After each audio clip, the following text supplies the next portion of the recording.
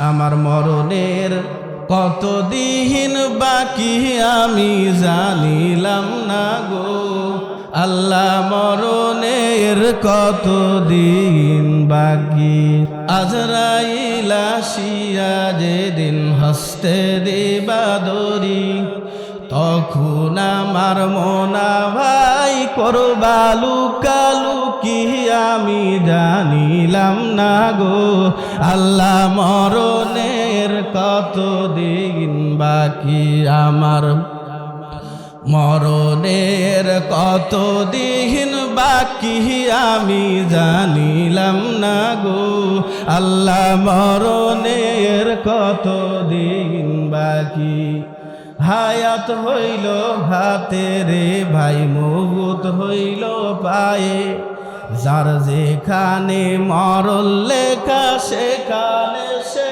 মরে আমি জানিলাম না গো আল্লাহ মরণের কতদিন বাকি আমার মরণের কতদিন বাকি আমি জানিলাম না গো আল্লাহ মরণের কতদিন বাকি আজরাইল আসিয়া যেদিন হস্তে দিবা দড়ি আজরাইল আসিয়া যেদিন হস্তে দিবা দড়ি তখন আমার মনা ভাই করবা লুকালুকি আমি জানিলাম না গো আল্লাহ মরণের কতদিন বাকি সিল্লা বলেন মারহাবা আরো একটু জোরে বলেন মারহাবা এ নবীর উম্মতের দল পৃথিবীর জমিনের মধ্যে যতগুলো পয়গম্বর আসছেন বেশি থেকে বেশি হযরতে মুসা পয়গম্বর আল্লাহর সঙ্গে কথা বলছেন এই জন্য মুসা নবীর শেষে আল্লাহ রাব্বুল আলামিন কালিমুল্লাহ ব্যবহার করেছেন সুবহানাল্লাহ বলেন না এই মুসা নবীর পরিচয় আমি আপনাদের সামনে আগে দিব মুসা পয়গম্বর যত আমার আল্লাহর সঙ্গে কথা বলছে এত কথা কোন নবী বলে নাই মুসা পয়গম্বর আমার আল্লাহরে কয় আল্লাহ আমি তো তুর পারে যাই আমি আপনার সঙ্গে কথা বলি কিন্তু আপনারে দেখি নাই ও মালিক আমি আপনার একটু দেখতে চাই আল্লাহ কয় লাং তারানি মুসা আমার দেখতে পারবি না মুসা পয়গম্বর আল্লাহকে কি জন্য দেখতে চাই কয় মুসা পয়গম্বর তুর পারে যায় আল্লাহর সঙ্গে কথা বলে কিন্তু আল্লাহরে দেখে না মুসার অন্তরের মধ্যে কল্পনার জল্পনা চিন্তার ভাবনা আমি যদি একটু আল্লাহরে দেখতে পারতাম না জানি আমার কতই ভালো লাগতো মুসা পয়গম্বর যেমন আল্লাহকে দেখার জন্য পাগল আল্লাহরে দেখার জন্য পাগল বাংলাদেশের যুবকরা মেসেঞ্জারে ইউটিউবে সোশ্যাল মিডিয়ার কল্যাণে অপর মিয়ার সঙ্গে যখন একদিন দুই দিন তিন দিন কথা হওয়ার পর মহব্বত হয় আর ভালোবাসা হয় ভালোবাসার পর সুন্দর ছেলে ও সুন্দরী মেয়েকে বলে বোন রে দিন নাই রাত নাই আমি তো কলেজ ইউনিভার্সিটিতে লেখাপড়া করি বাবার টাকা দিয়া মোবাইলে এমবি উঠাই ব্যালেন্সে টাকা উঠানোর পর তোর সাথে কথা বলি কিন্তু তোরে আমি কোনোদিন দেখি নাই খালি কথাই হয় তোর সাথে আমার দেখা হয় না একটু দেখতে চাই ওদিক থেকে কালো মিয়া ডাকদা বলে ভাই রে তুই তো সুন্দর আমি তো অসুন্দর অসুন্দরী নারী দেখা তুই কি করবি একটু তোরে দেখতে চাই মহিলা কয় না না দেখা যাবে না রে ভাই কয় আমি তোর সাথে দেখা দিব একটা শর্তের বিনিময় কিসের শর্তের বিনিময় কয় আমারে বিবাহ করতে হবে সুন্দরী ছেলে অসুন্দরী মেয়েকে দেখার জন্য যখন গিয়েছেন দেখা করতে গিয়ে অসুন্দরী মেয়ের সঙ্গে ফাঁসা গেছে ঠিক আছে কালা মিয়া বিয়া করে নিয়ে বাড়িতে আসছেন দাদা দাদি বন্ধু বান্ধব ডাকদা বলে, যুবক তোর বাপের বাড়ির অভাব নাই, গাড়ির অভাব নাই, এলাকার মধ্যে প্রশংসার অভাব নাই, আর কালো মেয়েটারে তুই বিবাহ করলি বুঝতে পারলাম না। কয় যাওয়ার পর দেখছি, দেখার পর ফেসে গেছি, পালাইতে পারি নাই। ঠিক বললাম না ব্যাটে বললাম? কি কারণে ফাঁসলো? কয় কথা বলছে, কথা বলার কারণে মহব্বত হইছে, ভালোবাসা হইছে, অন্তরের মধ্যে কল্পনার জল্পনা কালো মিয়ার। পক্ষান্তরে মুসা পয়গম্বর তুর পারে গেছেন, আল্লাহর সঙ্গে কথা বলে, আল্লাহরে দেখে নাই। আল্লাহ কয় দেখতে চাই। কয় না না, তুই আমারে দেখতে পারবি না। কয় আল্লাহ দেখতে চাই। আল্লাহ তাআলা মুসাকে বলে না তুই পারবি না। কয় না, আল্লাহ দেখতে চাই। কয় পাহাড়ের দিকে তাকা, পাহাড়ের দিকে যখন তাকাইছে, আল্লাহ পাকের নূরের তাজাল্লিতে মুসা পয়গম্বর বেহুশ হয়ে গেছে। সুবহানাল্লাহ বললেন। এই মুসা পয়গম্বরের জামানায় যুবক এমন কোনো অন্যায় নাই, এমন কোনো অপরাধ নাই আল্লাহর বান্দা করে নাই। সমস্ত মানুষ মিলে আল্লাহর বান্দা দুষ্ট যুবককে যখন গভীর জঙ্গলের মধ্যে হাত আর পা বেঁধে যখন রেখে আসছে, আল্লাহর বান্দার খানা নাই, থাকার ব্যবস্থা নাই, পানি পান করার কোনো ব্যবস্থা নাই। একদিন পার হয়, 2 দিন পার হয়, 3 দিন যখন পার হয়, এক পর্যায়ে আল্লাহর বান্দা দুর্বল হয়ে যায়। আল্লাহর বান্দার পাশে কেউ নাই, কেউ নাই। আল্লাহর বান্দা আসমানের দিকে তাকায়,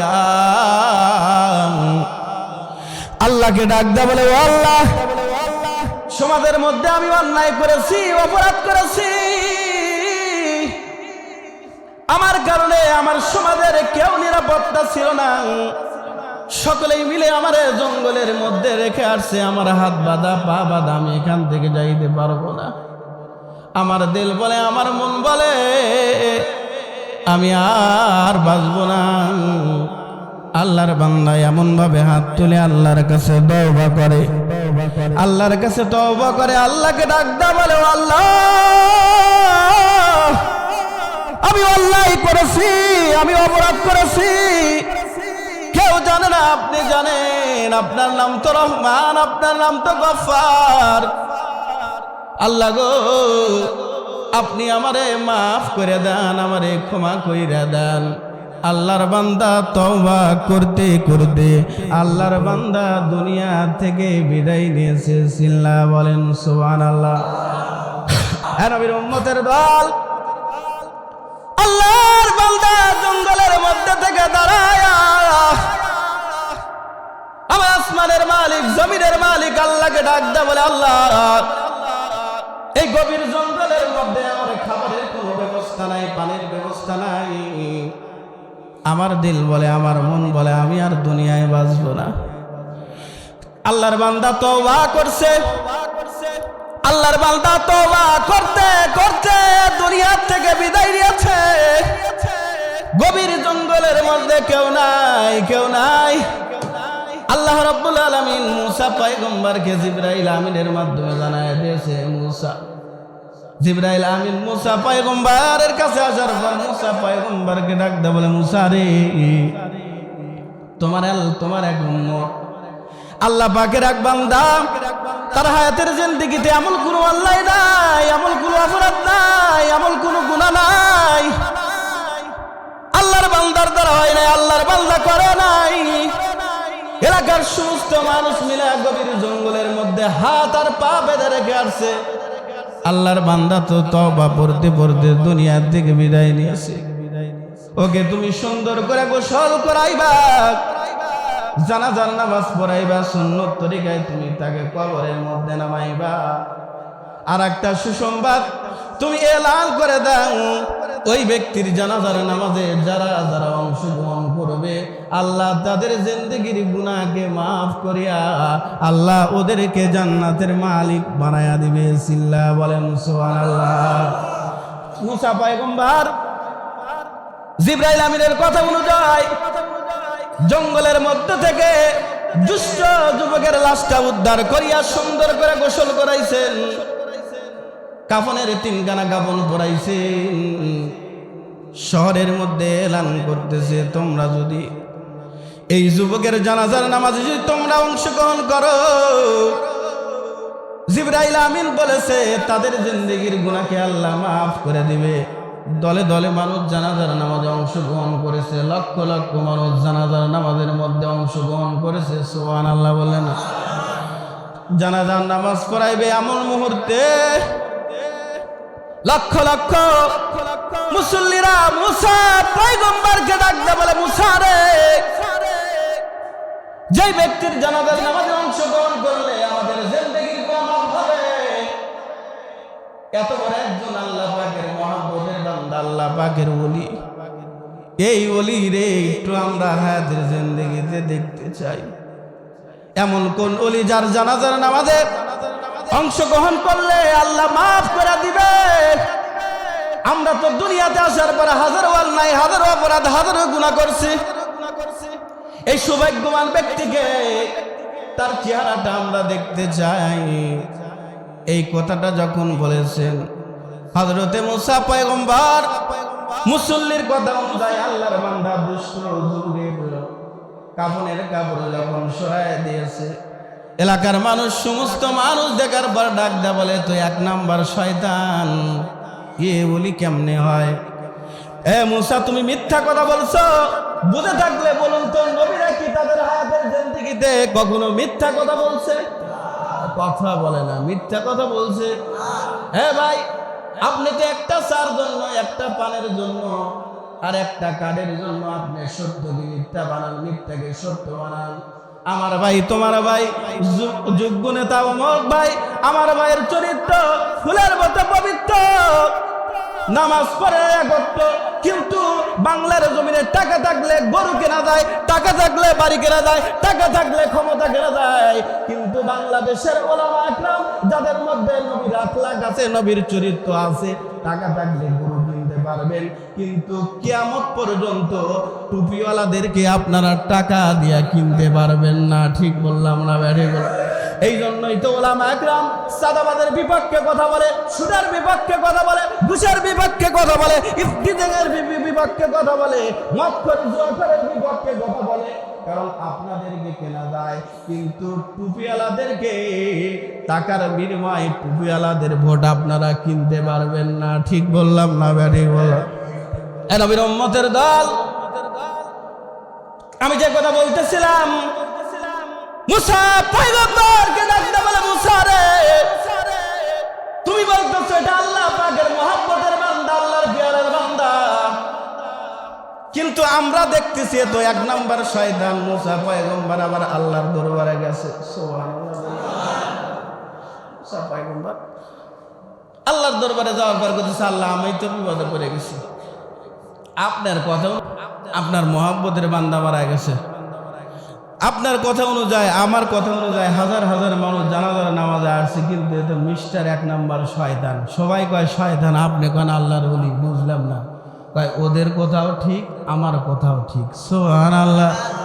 আল্লাহ তাআলা মুসা নবীকে কয়, এই মুসা, ও সারা জীবন অন্যায় করেছে, অপরাধ করছে, কিন্তু মৃত্যুর আগ মুহূর্তে আর জবানের মধ্যে আমার ডাকটা এমন মধুরভাবে ডাকছে, ও যদি ওই মুহূর্তে পৃথিবীর সমস্ত মানুষের জন্য যদি দোয়া করতো, পৃথিবীর সমস্ত মানুষের জিন্দেগির গুনাহ মাফ করে আমি জান্নাতের মালিক বানায় দিতাম।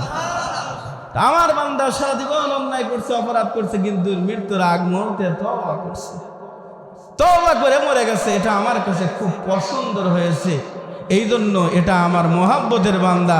ওদের কথাও ঠিক, আমার কথাও ঠিক। ও সারা জীবন অন্যায় অপরাধ করছে, কিন্তু মৃত্যুর আগ মুহূর্তে তওবা কইরা কবরে গেছে। আজকে আপনি নামাজ পড়েন, রোজা রাখেন, হজ করেন, যাকাত দেন, পর্দা করেন, নিজেকে বহুত বড় মনে করেন, কিন্তু আপনার সমাজের মধ্যে একজন দুষ্ট মানুষ, আপনি সারা জীবন ইবাদত করলেন, মৃত্যুর আগ মুহূর্তে বেঈমান হয়ে মরে গেলেন, আর সারা জীবন অন্যায়ের অপরাধ করছে, কিন্তু এমন হতে পারে মৃত্যুর আগ মুহূর্তে তওবা করে কবরে যাইতে পারে। আপনার কপালে তওবা নসিব হলো না, কিন্তু দুষ্ট লোকের জবান দ্বারা তওবা নসিব হলো। বুঝে থাকলে বলুন, আপনি বেশি দামি না দুষ্ট মানুষ বেশি দামি? কথা কয় না রে। কে দামি বেশি? দুষ্ট মানুষ। সেই জন্য পাপকে ঘৃণা করতে হয় না, পাপীকে নয়। একজন সুদ খায়, আরে ওয়াক দেখলে আপনি একটা সুদারু, আপনি কি কোনো সবার কাছে দাওয়াত নিয়ে গেছেন? ও অন্যায় পথে চলতেছে, আপনি কি কখনো বাধা দিয়েছেন, এই তুমি সমাজের মধ্যে অন্যায় অপরাধ করতেছো, এটা করা যাবে না? আপনি বাধা দিতে পারবেন না, আপনি তার কাছে দাওয়াত নিয়ে দেবেন না, তাকে নিয়ে আলোচনা করবেন। সমাজের মধ্যে 10 জন বেঈমান থাকলে আপনি হলো 1 নাম্বার বেঈমান। ঠিক বললাম না ভাই? বললাম। এই জন্য একজন খারাপ পথে চলতেছে, তাকে বোঝানোর দায়িত্ব আপনার। দাওয়াত দেওয়া হলো আপনার। আল্লাহর নবী আবু জাহেলের কাছে 300 বার দাওয়াত নিয়ে গেছে, নবী যার কারণে সব মাফ করে দিয়েছে। নবী যদি আবু জাহেলের কাছে 300 বার দাওয়াত দিতে পারে, আপনি আপনার ভাইকে কয়বার দাওয়াত দিয়েছেন? আপনারা দাওয়াত এই কথা কন না, দাওয়াত দিয়েছেন? ভোটের জন্য তো বাড়ি বাড়ি যা ক্যাম্পাসের করতেছেন, অথচ আমার মেয়ে নামাজ পড়ে না, আমার ছেলে নামাজ পড়ে না, আমার ভাই সুদের ব্যবসা করে, অন্যায় করে, অপরাধ করে, আপনি কয়বার দাওয়াত দেন? ও আপনি হলো নগদে বিশ্বাসী, বাকিতে বিশ্বাসী না। আমার দল ক্ষমতায় গেলে আমি দামি চেয়ারে বসতে পারবো, এই জন্য ভোটের কালেকশন করেন। অথচ ইমানদার মসজিদে মুসল্লি বাড়ানো দরকার, এটার জন্য আপনি কি মেহনত করছেন? আজকে ফজর নামাজে কয়জন মানুষ দাওয়াত দিয়েছেন যে আজকে জুমার দিন ফজর নামাজে ইমাম সাহেব আযান দিয়েছে, মসজিদে যাই? একজন মানুষ হাত তোলেন যে দাওয়াত দিয়েছে? একজনও দেয়নি। আল্লাহ, কি না কবরে যাবেন বলেন? আপনি কি আমাকে বুঝাইতে পারবেন? বলেন, বুঝাইতে পারবেন? এই যে নির্বাচন আসছে, হায় হায়, কিছু মানুষের পায়ে সুতো নেই। এটা জামাতের লোক কি কোন, আমলিগ কোন, বিএমপি কি কোন, সবার একই হালত। দেখ কিছু লোক ধানের শীষ করতেছে, কেউ আবার দাড়িপাল্লা করতেছে। কিন্তু আজকে ফজরে তো একজনও দাওয়াত দেন। তা আপনি তো মসজিদে আসার সময় আপনার উচিত ছিল যে আমি কিন্তু মসজিদে যাচ্ছি, এই ছেলে তুমি ওযু করে পবিত্রতা অর্জন করে মসজিদে আসো। আপনারা বলছেন আলা কুল্লুহুম রায়িন ওয়া কুল্লুহুম মাসউলুন আন রায়াতিহি, যে পৃথিবীর সমস্ত মানুষকে আল্লাহ জিম্মাদারি, দায়িত্ব দিয়ে দুনিয়াতে পাঠাইছে। আপনার অধীনে আপনার ছেলে, আপনার মেয়ে, আপনার ভাই বেরাদার আপনার অধীনে। আপনি নামাজে আসলেন, অথচ আপনার ছেলেকে বললেন না আপনি এখনো ইমানদার হতে পারেন নাই। ঠিক বললাম না ভাই? ঠিক বললাম? এই জন্য ভাই, এই মাসে আল্লাহ রাসূল সাল্লাল্লাহু আলাইহি ওয়াসাল্লাম বেশি থেকে বেশি তওবা করছে। আজকের আলোচনা হলো তওবার বিষয়। কিসের বিষয় বলেন তো? তওবা। তো মুসা নবীর জামানায় যেমন আল্লাহর বান্দা অন্যায় করার পর তওবা করছে, আল্লাহ তাআলা আল্লাহর বান্দাকে ওলির খাতায় নাম লেখা দুনিয়া থেকে বিদায় নিয়েছে। শাবান মাস, এই মাসে আগামী ফেব্রুয়ারির 3 তারিখ রোজ মঙ্গলবার। কি বার বলেন তো? মঙ্গলবারের দিন আমরা আল্লাহর আজকে তো তওবা করব, জানি না কোন সময় মৃত্যু চলে আসবে। আপনি আর আমি কি জানি বলেন তো? আজকে তো তওবা হবেই, মনে মনে তওবা করেন, আল্লাহ আমি তো অন্যায় করছি, অপরাধ করছি, কেউ জানে না, আপনি জানেন, মাফ করে দেন। আল্লাহর কাছে তওবা করবেন। এবং বিশেষ করে শাবান মাসের 14 তারিখের দিবাগত রাত, আগামী মঙ্গলবার ইনশাআল্লাহ মসজিদে আসবেন না? ইনশাআল্লাহ বেফেদার ফরজেন্দা দাও কুনাত, বেফেদার ফরজেন্দা দাও কুনাত, তেফলেরা দর মাহদে গুয়া কুনাত লাইলা।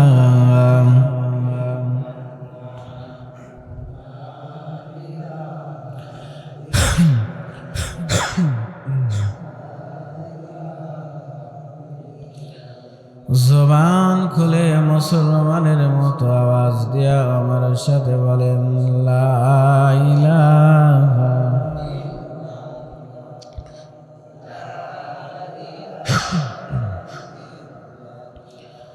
আল্লাহ পাকের নাম বলো মুমিন, আল্লাহ পাকের নাম বলো মুমিন।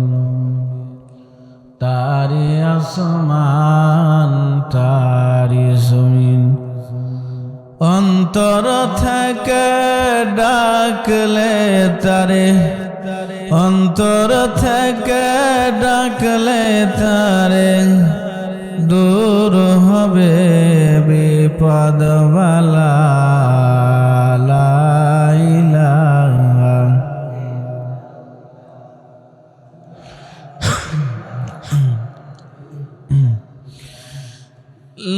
লা ইলাহা ইল্লাল্লাহু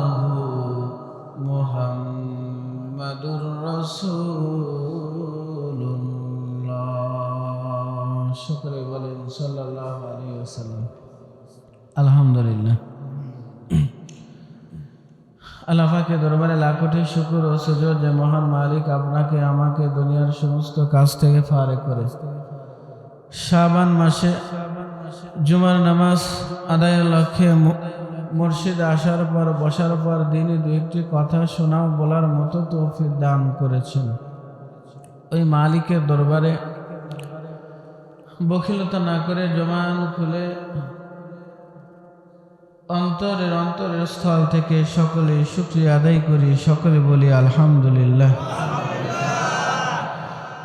বিশ্বনবী মুহাম্মদুর রাসূলুল্লাহ সাল্লাল্লাহু আলাইহি ওয়াসাল্লাম যাকে সৃষ্টি না করলে আল্লাহ রাব্বুল আলামিন আসমান জমিন চন্দ্র সূর্য বৃক্ষলতা কিছুই সৃষ্টি করতেন না।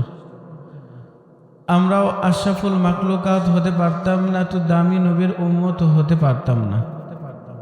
যিনি নবীদের নবী, ফেরেশতাদের নবী, আমার নবী, আপনার নবী, সেই নবীর প্রতি আমরা সকলে দরুদ পাঠ করি, সকলে বলি সাল্লাল্লাহু আলাইহি ওয়াসাল্লাম। আমি আপনাদের সামনে কোরআনুল কারীম থেকে একটি আয়াতে কারিমা তেলাওয়াত করেছি। রাসূলুল্লাহ সাল্লাল্লাহু আলাইহি ওয়াসাল্লামের অসংখ্য অগণিত হাদিস থেকে হাদিস তেলাওয়াত করেছি। তেলাওয়াতকৃত আয়াত ও হাদিসকে সামনে রেখে আপনাদের সামনে মুক্তাসার কিছু কথা বলার ইচ্ছা পোষণ করেছি। শুননেওয়ালা, বলনেওয়ালা, বক্তা ও শ্রোতা সকলকেই শোনা ও বলা কথার উপর আমল করার তৌফিক দান করেন। সকলেই বলেন আমিন। আরো আসতে বলেন আমিন। বুঝে থাকলে বলুন তো এটা কি মাস? মাশাআল্লাহ।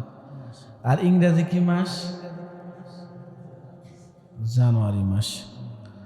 যাই হোক, এই শাবান মাস নিয়ে উলামা একরামের মধ্যে, আপনাদের মধ্যে না, আমাদের টুপিওয়ালার মধ্যে অনেক দ্বন্দ্ব আছে। এখন শাবান মাসের কোন দিনটা নিয়ে দ্বন্দ্ব? বলে শাবান মাসের 14 তারিখের দিবাগত রাত, যাকে বলা হয় শবে বরাত, ভাগ্যের রজনী। কিসের রজনী বলেন তো? কথা কয় না রে। ভাগ্যের রজনী। এই যে রাস্তাঘাটে দেখবেন সিএনজিতে, ভ্যান গাড়ি, ঠেলা গাড়িতে লটারি বিক্রয় করে, যদি লাইগা যায় গাড়ি বাড়ি, এরকম অফার করে না? দুনিয়াতে আপনি 10 টাকার বিনিময়ে আপনি লোভ করেন যে 10 টাকা দিয়ে যদি একটা টিকিট কাটি আর এটার বিনিময়ে যদি আমি বাড়ি পাই, গাড়ি পাই, ঢাকার শহরে উন্নত মানের যদি ফ্লাইট পাই, তাহলে তো আমার তকদির পরিবর্তন, আমি জিরো থেকে হিরো। আল্লাহ পাক বলে দুনিয়াতে তুমি জিরো থেকে হিরো হওয়ার জন্য অনেক চিন্তা চেতনা, কল্পনার জল্পনা, এই জন্য মাইকে এলান করার সঙ্গে সঙ্গে নিজের পকেটের 10 টাকা দিয়ে টিকিট কাটো। তা আমি আল্লাহ রাব্বুল আলামিন 12টি মাসের মধ্যে একটি মাস শাবান মাস, এই শাবান মাসের 14 তারিখের দিবাগত রাত, যাকে বলা হয় ভাগ্যের রজনী। কিসের রজনী? এই রাতটা যদি লাইগা যায়, দুনিয়ার লাইনে তোমার উপকার হবে না, তবে চোখ দুইটা বন্ধ হইলে এই রাত্রিতে যদি তুমি ইবাদত বন্দেগী, দাসত্ব আর গোলামি করো, আমি আল্লাহ তোমার উপর রাজি এবং খুশি হইয়া এই দুনিয়ার মতো 10 দুনিয়া জান্নাত তৈরি দিয়ে দিব। কিন্তু যদি লাইগা যায়, এটার জন্য কি করতে হবে? বলে ইবাদত করতে হবে, আল্লাহ পাকের গোলামি করতে হবে। এবং বয়ানের শুরুতেই বলি, এটা কিন্তু ফরজ বা ওয়াজিব কোনো ইবাদত না, নফল ইবাদত। আপনি করলে সওয়াব পাবেন, না করলে গুনাহ হবে না। তো যে কথা বলতেছিলাম, আপনাদের মধ্যে কোনো দ্বন্দ্ব নাই, তবে টুপিওয়ালাদের মধ্যে দ্বন্দ্ব। কাদের মধ্যে দ্বন্দ্ব? টুপিওয়ালার মধ্যে 3টা দল। কয়টা দল বলেন তো? কথাগুলো ভালো করে বুঝুন। টুপিওয়ালাদের মধ্যে কয়টা দল? 3টা দল। একদল শাবান মাসের 14 তারিখের দিবাগত রাত, যাকে বলা হয় শবে বরাত বা ভাগ্যের রজনী। এই রাতকে আমাদের মতো কিছু টুপিওয়ালারা, যাদেরকে বলা হয় সুন্নি, কি বলেন তো? সুন্নি। ওনারা সুন্নতের উপর বেশি আমল করে, এই জন্য ওদের নামের শেষে লাগাইছে হলো সুন্নি। কি বলেন তো? এগুলো হলো মিষ্টি খাওয়া সুন্নি আর জিলাপি খাওয়া সুন্নি, নামাজ পড়া সুন্নি না। এনারা এই রাতকে এ পরিমাণ দামি মনে করে যে এই রাতকে যদি আমি ইবাদত বন্দেগী, দাসত্ব আর গোলামি না করিলে, তাহলে আমি জাহান্নামে হয়ে যাব। এই রাতকে কেন্দ্র করে তারা মিলাদ পড়াইতেছে, কিয়াম করতেছে, মিষ্টির আয়োজন করেছে, জিলাপির আয়োজন করেছে, মসজিদকে লাইটিং করেছে। এরা এই দিনকে মহামূল্যবান মনে করে। এটা হলো এক দল। কয় দল বলেন তো? বলছি কিন্তু টুপিওয়ালার মধ্যে দল হলো 3টা, তার মধ্যে হলো এক দল। আমি অনেক জায়গায় দেখছি সব বরাতের দিন খতিব সাহেব মিলাদ না পড়ানোর কারণে অনেক মসজিদে ইমাম সাহেবের চাকরিও চলে গেছে। ওনার চিন্তা সব বরাতের রাত্রিতে হুজুর মিলাদ পড়ে না কেন, হুজুর আগে দেখাছেন পরের দিনই হুজুরের চাকরি নেই। এরকম আছে না নাই? আপনারা ভালো মানুষ, কিন্তু আমি অন্য জায়গার কথা বলতেছি। পরের দিন হুজুরের চাকরি শেষ। এটা আমাদের এই সিরাজগঞ্জে এরকম নাই। আপনি চিটাগাং যাবেন, ফেনী যাবেন, ওই দিক দিয়ে ভণ্ডদের সংখ্যা বেশি। এই জন্য ওনারা এই দিনকে মহামূল্যবান মনে করে। এটা হলো এক দল। আরেক দল হচ্ছে এই শবে বরাত বলতে কোনো কিছুই নাই, যাদেরকে বলা হয় আহলে হাদিস। কি বলেন তো?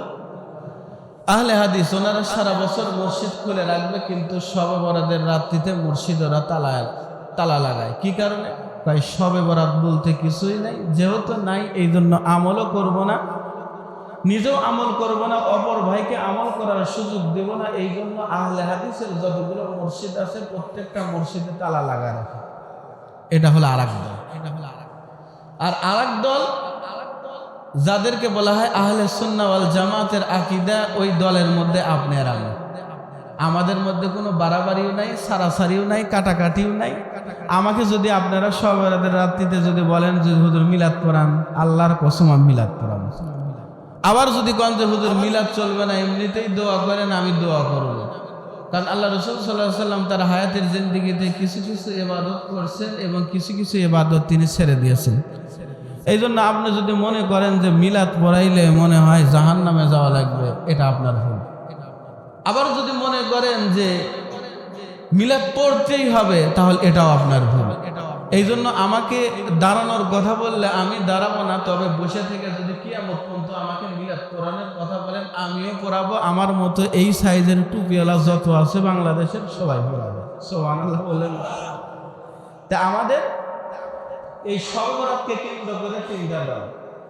এক দল বলে শবে বরাত নাই, আর এক দল এই দিনটাকে মহামূল্যবান মনে করে, আর আরেক দলটাকে নবী আলাইহিস সালাতু ওয়াস সালাম তার হায়াতের জিন্দেগিতে নবী কি কি করছেন এটা ফলো করে কিছু করে এবং কিছু বাদ দেয়।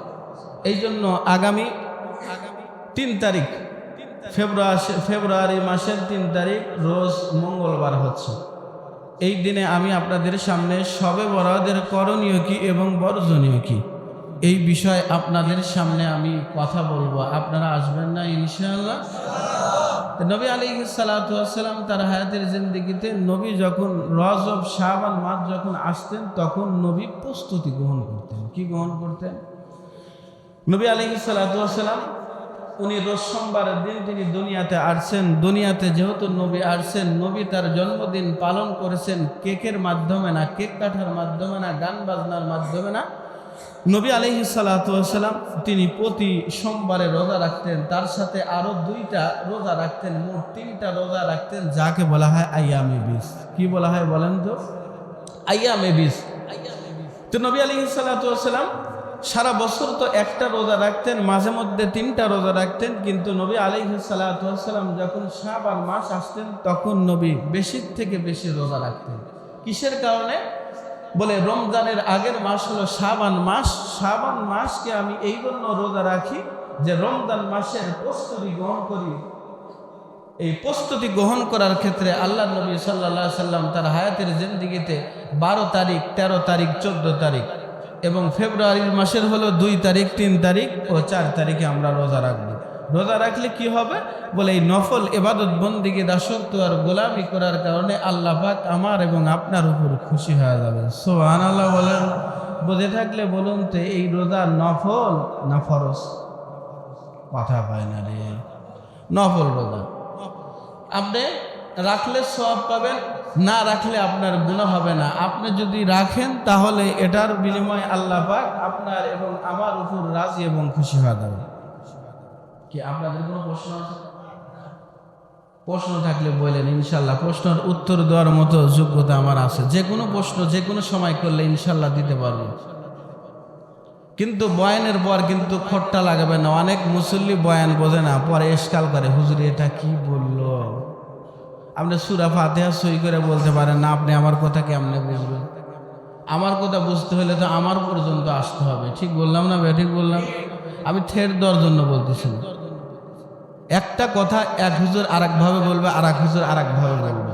এই জন্য কারো কথার সাথে কারো কথা মিল নাই। আপনার ভিতরে যদি কোনো দুর্বলতা কাজ করে বা হুজুরকে যদি দুর্বল মনে করেন, হুজুরের কাছে বসতে হবে যে হুজুর আসলে তো কথাটা আমি বুঝলাম না, আমি তো এমনভাবে শুনছি, আপনি তো এমনভাবে বুঝলেন, অনেক আকাশ পাতাল ব্যবধান। তাহলে সঠিক কোনটা? তাহলে আমি বোঝানোর চেষ্টা করব। আর আমি যদি না বোঝাই, আমার সে বড় বড় ওলামা একরাম আছে, তাদের সাহায্য সহযোগিতার মাধ্যমে আমি আপনাকে বোঝানোর চেষ্টা করব।